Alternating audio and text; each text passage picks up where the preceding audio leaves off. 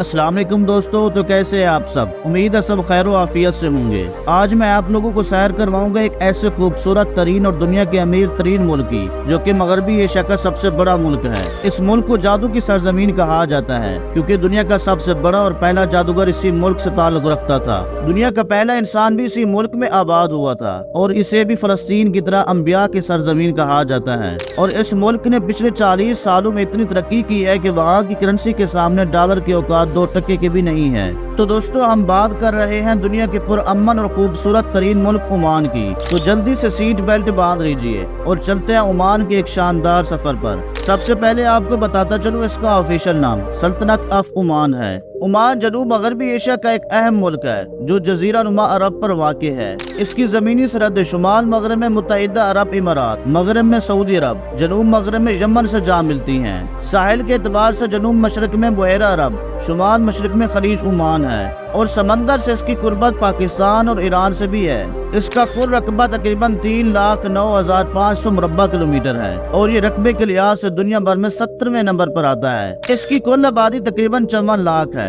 और ये आबादी के लिहाज से दुनिया भर में 120वें नंबर पर शुमार किया जाता है। और फी कस मुरब्बा किलोमीटर पर सिर्फ 16 लोग ही आबाद हैं, और इसकी 87% आबादी शहरों में, जबकि 13% लोग गाँव में ही रहते हैं। अरबी वहाँ की सरकारी जबान है, और सबसे ज्यादा बोले जाने वाली जबान भी है, जबकि इसके अलावा हिंदी, उर्दू और बलोची भी बड़े पैमाने पर बोली जाती हैं। और ओमान में रहने वाले अक्सरियत आबादी का मजहब इस्लाम है, जो कि 85% आबादी मुस्लिम है। इसके अलावा ईसाई 6%, हिंदू 5%, और इनके अलावा दीगर मज़हब के लोग भी आबाद हैं। मस्कत सल्तनत ओमान का दारुल हुकूमत और सबसे बड़ा शहर है। इसकी आबादी तकरीबन 7 लाख है। यह मशरिक वस्ता के कदीम तरीन शहरों में से एक है, जिसके तारीखी हवाला जात 2री सदी मसीह में मिलते हैं, जब ये रूम और मशरिक के दरमियान तिजारत का मरकज था। मशहूर जहाज रहा वास्को डी गामा हिंदुस्तान के सफर के दौरान यहाँ आया था, और 1507 में पुर्तगीजों ने इस शहर पर कब्जा कर लिया। 1649 में इमाम सुल्तान बिन सैफ ने पुर्तगीजों को शिकस्त देकर मस्कत से निकाल दिया था। माजी में एक समुद्री सल्तनत, ओमान अरब दुनिया के सबसे कदीम मुसलसल आजाद रियासत है। इसके पास तेल के ज़खायर आलमी सतह पर 22वें नंबर पर शुमार किए जाते हैं। 2010 में अक़वाम मुत्तहिदा के तरक्याती प्रोग्राम ने पिछले 40 सालों के दौरान तरक्की के लिहाज से ओमान को दुनिया का सबसे बेहतरीन मुल्क करार दिया है। इसकी मईशत का एक हिस्सा सियाहत और तिजारत, मछली, खजूर और दीगर ज़रूरी पैदावार पर मुश्तमिल है। ओमान की मईशत हर गुज़रते साल में मुसलसल तरक्की कर रही है। ग्लोबल पीस इंडेक्स के मुताबिक ओमान दुनिया के पुरअमन तरीन ममालिक की लिस्ट में 64वें नंबर पर शुमार किया जाता है। ओमान की करेंसी को रियाल कहा जाता है, और ये दुनिया की दूसरी सबसे मजबूत तरीन करेंसी है, और इसके सामने डॉलर भी फीका पड़ जाता है, और 1 रियाल के बदले में 3 डॉलर मिल जाएंगे। इसका GDP तकरीबन 302.960 अरब डॉलर है, और बनिहाद GDP ओमान दुनिया का 78वां अमीर तरीन मुल्क है, और फी का सालाना आमदनी 47,366 डॉलर है। दोस्तों, अब मैं बताने लगा हूँ ओमान के बारे में ऐसे दिलचस्प हक़ाइक़ जिनसे पहले आप ना वाकिफ होंगे। लेकिन बताने से पहले आपसे गुजारिश है कि हमारे इस YouTube चैनल दी NZ वर्ल्ड को लाजमी सब्सक्राइब कर दें, और साथ ही दिए बेल आइकन को भी दबा दें। दोस्तों, ओमान एक तरक्की याफ्ता और दुनिया के पुरअमन तरीन ममालिक में शुमार होता है, और यहाँ जराइम ना होने के बराबर है, और यहाँ की हुकूमत तालीम पर भी बहुत ज्यादा तवज्जो देती है, और इसी वजह से इसका लिटरेसी रेट 95% है। ओमान में आपको बराज़म एशिया, अफ्रीका और यूरोप में पाए जाने वाले परिंदे भी बड़ी आसानी से नजर आ जाएंगे। सल्तनत ओमान खलीज ताउन कौंसिल का रुकन मुल्क है। कम लोग ही जानते हैं कि खलीजी ममालिक में सबसे ज्यादा सियाहती रियासत ओमान है। ओमान की मुनफरद बात यह भी है कि ये न सिर्फ खलीज बल्कि कुर्रा अर्ज पर इंसानी आबादी की अवलीन जगहों में से एक है। माहिरीन के मुताबिक ओमान में इंसानी जिंदगी की उम्र कम अज कम 1,06,000 साल पुरानी है। ओमान वाहिद खलीजी मुल्क है जो यमन की हालिया जंग में सऊदी अरब के ऑपरेशन का मुखालिफ है। वो ईरान और सऊदी अरब के दरमियान सालिस का किरदार अदा कर रहा है। माजी में भी कुवैत और इराक, जबकि इराक ईरान जंग में ओमान ने हैरान कुन तौर पर सालिस का किरदार अदा किया था। ओमान को दहशतगर्दी से पाक मुल्क होने का भी एजाज हासिल है। माजी में ओमान को सबसे बड़े कश्ती साज मुल्क की भी हैसियत हासिल रही है। ओमान की बनाई हुई कश्तियां यूरोप बरामद की जाती थी। इस वक्त घोड़ों की आला तरीन नस्ल ओमान में पाई जाती है, और दुनिया भर में ओमान से बेहतरीन नस्ल के घोड़े बरामद किए जाते हैं। ओमान में खवातीन की बेहद इज्जत की जाती है। ओमान के तमाम मर्द अपना कौमी लिबास दिश-दाशा पहनते हैं। इसी तरह औरतें बुरके में घर से बाहर निकलती हैं, जिसका नकाब डालना जरूरी नहीं होता। मर्द हजरात सर पर पिशावरी टाइप टोपी पहनते हैं, जिसका सामने का हिस्सा मेहराब के तौर पर उठा हुआ होता है, या फिर پھر وہ ایک خاص انداز میں بڑا سا رومال سر پر لپیٹتے ہیں۔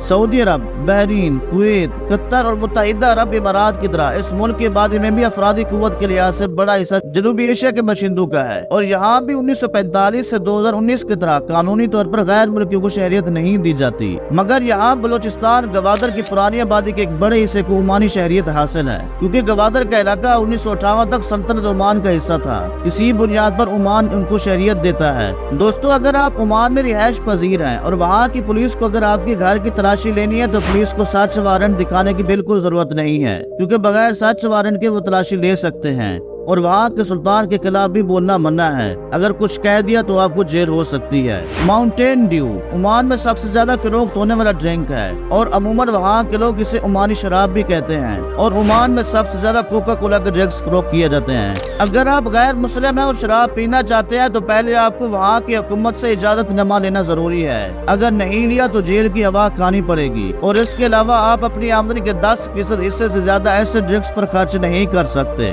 حیران کن بات یہ بھی ہے کہ 1977 تک عمان میں ایک بھی ہوٹل موجود نہیں تھا، مگر آج کے عمان میں سینکڑوں بڑے ہوٹلز موجود ہیں، اور وہ بھی عالیشان ہیں۔ عمان کا شہر سلالہ تاریخی طور پر پیغمبروں کے شہر ہونے کا بھی اعزاز رکھتا ہے۔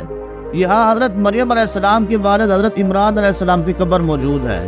اس کے علاوہ حضرت ایوب علیہ السلام، حضرت ہود علیہ السلام، حضرت یونس علیہ السلام اور حضرت اویس کرنی کے علاوہ مزید انبیاء کی قبریں بھی موجود ہیں، اور یہیں پر حضرت صالح علیہ السلام کی اونٹنی کے قدموں کے نشانات بھی پائے جاتے ہیں، اور حضرت سلیمان علیہ السلام پر ایمان لے آنے والی ملکہ بلقیس کا محل بھی اسی شہر میں موجود ہے، اور اس کے علاوہ اور بھی کافی سارے مقدس مقامات اسی شہر میں موجود ہیں۔ مزید حیران کرنے والی بات بتاتا چلوں، اسی شہر سلالہ میں ایک پہاڑی روڈ ہے، جہاں پر اگر آپ گاڑی کو نیوٹرل بھی چھوڑ دے تو بھی وہ اوپر کی جانب چڑھتی جائے گی۔ کچھ لوگ اسے مقناطیسی کشش یا کچھ لوگ اسے جادوئی طاقت کہتے ہیں، مگر آج تک اس کا پتہ نہیں چل سکا۔ سامری جادوگر کے بارے میں آپ نے سب سنا ہوگا، اور سلالہ میں اسی سامری جادوگر کا تابوت آج بھی پایا جاتا ہے، اور یہ دنیا بھر کے جادوگروں کے لیے ایک مقدس مقام سمجھا جاتا ہے، اور ہر وقت یہاں پر جادوگروں کا رش رہتا ہے۔ عمان کی عورتیں اپنے منہ پر ایک خاص قسم کا ماسک پہنتی ہیں اور ایک خاص برقع پہنتی ہیں۔ ایسا کرنے سے وہاں کی عورتوں کا ماننا ہے کہ سامری جادوگر کے جادو سے وہ بچ جاتی ہیں، کیونکہ سامری جادوگر اپنے دور کا بہت بڑا جادوگر تھا، اور اسے جو بھی عورت پسند آ جاتی تھی تو وہ اس کے قدموں پر منتر پڑتا تھا، اور وہ عورت اس کے قابو میں آ جاتی تھی، اور اسی وجہ سے ماسک لگانا اور لمبا برقع پہننے کی روایت برسوں سے چلی آ رہی ہے۔ عمان کی لڑکیاں عرب ممالک کی نسبت سب سے زیادہ خوبصورت اور پرکشش ہوتی ہیں، مگر ان کو بازاروں اور مارکیٹس میں گھومنا یا شاپنگ کرنا بالکل بھی پسند نہیں ہے۔ اور ایک حیران کن قانون وہاں کا یہ بھی ہے کہ اگر کوئی غیر ملکی لڑکی کسی عمانی سے شادی کر لیتی ہے تو اسے عمانی نیشنلٹی مل جاتی ہے، لیکن اگر کوئی عمانی لڑکی کسی باہر والے سے شادی کر لے تو اسے بھی غیر ملکی تصور کیا جائے گا۔ عمان میں کسی بھی غیر ملکی کو ٹیکسی چلانے کی اجازت نہیں ہے۔ ٹیکسی چلانا وہاں کے لوکل لوگوں کا کام ہے، اور عمان میں گاڑی چلاتے وقت ہارن بجانا بالکل منع ہے۔ عمان میں ہر جگہ آپ کو سفید رنگ نظر آئے گا، تمام بلڈنگز کا رنگ سفید ہی کیا جاتا ہے، اور وہاں کی ہر بلڈنگ بس 8 منزل تک ہی تعمیر کی جاتی ہے، جبکہ اس سے بڑی بنانے کی اجازت نہیں ہے۔ دفتری کمپلیکس سے لے کر مالز تک کسی بھی قسم کے ڈھانچے کو سفید رنگ کیا جاتا ہے، اور کسی دوسرے رنگ کے لیے حکومت سے پیشگی زیادہ درکار ہوتی ہے۔ عمان جزیرہ نما عرب کا واحد ملک ہے جہاں اب بھی بل فائٹنگ ایک مقبول کھیل ہے، اور یہ خیال کیا جاتا ہے کہ اس کھیل کو پرتگالیوں نے متعارف کرایا تھا، جنہوں نے 16ویں صدی میں مسقط کے قلعے پر قبضہ کیا تھا۔ اسلامی تاریخ کے اعتبار سے دیکھیں تو اسلام کی آمد کے بعد عمان کا یہ علاقہ دیگر عرب ملکوں کی طرح مسلم اکثریت کا علاقہ بن گیا، اور پھر تاریخ میں ایک ایسا بھی دور آیا جب عمان اور مسقط کی ریاست اس خطے کی ایک مضبوط ریاست اور طاقتور بادشاہت بن گئی، مگر خصوصاً نوآبادیاتی دور کے آغاز سے سلطنت عمان کمزور ہونے لگی۔ 1560 سے 1650 تک مسقط پر پرتگالیوں کا قبضہ رہا، اور وہ اس بندرگاہ کو تجارت کے لیے استعمال کرتے رہے۔ 147 سال بعد عارضی طور پر ترکی کی خلافت عثمانیہ کا ایک طاقتور بحری بیڑا مسقط آیا اور حملہ کر کے پرتگالی قلعے کو تباہ کر دیا، اور پھر واپس چلا گیا۔ دوبارہ 1581 میں ترکی کے عثمانیوں نے پرتگالیوں کو یہاں شکست دی اور مسقط کی بندرگاہ پر قبضہ کر لیا۔ یہ قبضہ 1588 تک برقرار رہا، اور پھر ترک فوجیں یہاں سے رخصت ہو گئیں۔ 17ویں صدی سے سلطنت عمان ایک طاقت تھی جو خلیج فارس اور بحر ہند میں اثر و رسوخ کے لیے پرتگالی اور برطانوی سلطنت سے مقابلہ کرتی تھی۔ 19ویں صدی میں عمانی اثر و رسوخ اور کنٹرول آبنائے حرمز کے پار ایران اور پاکستان تک اور جنوب میں زنجبار تک پھیل گیا۔ 20ویں صدی میں یہ سلطنت برطانیہ کے زیر اثر آیا۔ برطانیہ نے عمان کی جغرافیائی اہمیت کو ایک تجارتی مرکز کے طور پر تسلیم کیا، جس نے خلیج فارس اور بحر ہند میں اپنے تجارتی راستوں کو محفوظ بنایا اور برصغیر پاک و ہند میں اپنی سلطنت کی حفاظت کی۔ عمان ایک مطلق بادشاہت ہے جس کی قیادت ایک سلطان کرتا ہے۔ سلطان قابوس بن سعید سن 1970 سے لے کر 10 جنوری 2020 تک اپنی موت تک سلطان تھے۔ سلطان قابوس جو بے اولاد انتقال کر گئے تھے نے ایک خط میں اپنے قزم ہیثم بن طارق کو اپنا جانشین نامزد کیا تھا اور خاندان نے انہیں عمان کا سلطان ہونے کی تصدیق کی۔ تو دوستو، یہ تھی مڈل ایسٹ کے خوبصورت ملک عمان کی ایک شاندار سیر کا پہلا حصہ۔ امید ہے یہ سیر بھی آپ کو اچھی لگی ہوگی۔ اس ویڈیو کو لائک اور شیئر کرنے کے ساتھ ساتھ کمنٹس میں بھی اپنی قیمتی رائے کا اظہار کریں۔ اللہ نگہبان۔